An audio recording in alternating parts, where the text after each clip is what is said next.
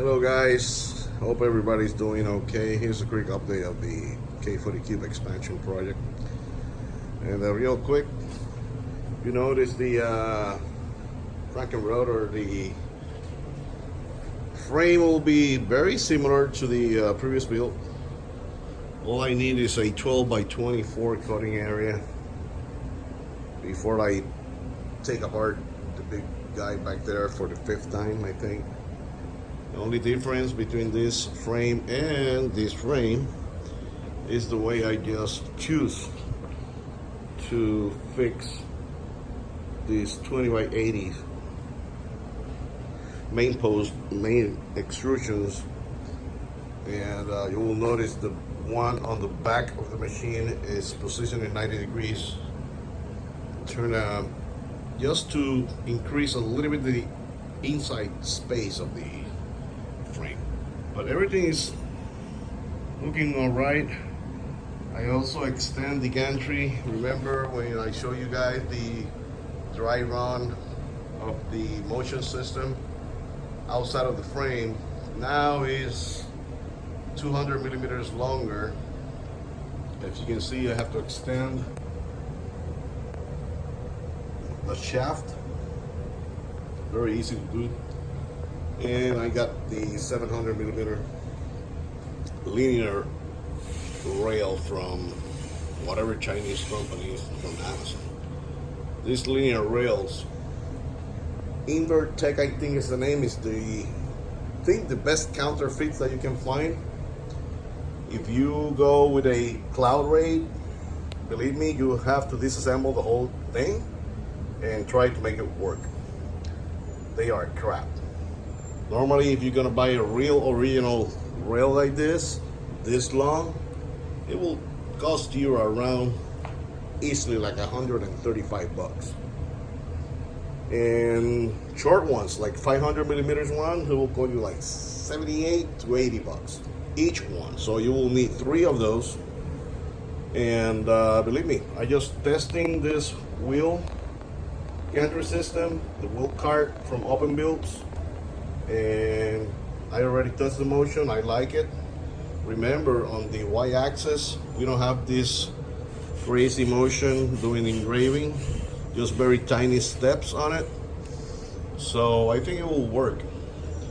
Obviously I was working also in the mirror mount alignment, and I'm not talking about aligning the mirrors, I'm just aligning the mounts of the mirrors. And the way I do that, I'm going to show you real quick here, is the first thing when you got one of those mirror mounts, you have to zero it. What I mean by zero a mirror mount is just to be sure that all your corners of your mirrors are exactly the same distance. That's what I call zeroing that mirror mount.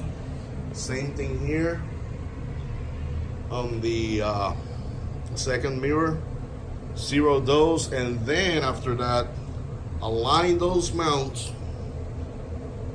perfectly parallel ones to each other, and obviously the third one. And I do that by using the real laser tube mounts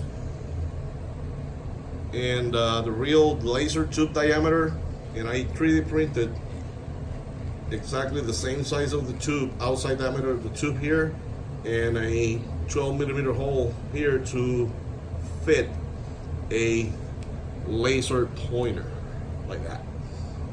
So with that, it's very easy. You don't have to fire a CO2 laser and you can harm yourself or something like that. So we have good alignment of the mirror mounts. This is not mirror alignment, this is mirror mount alignment.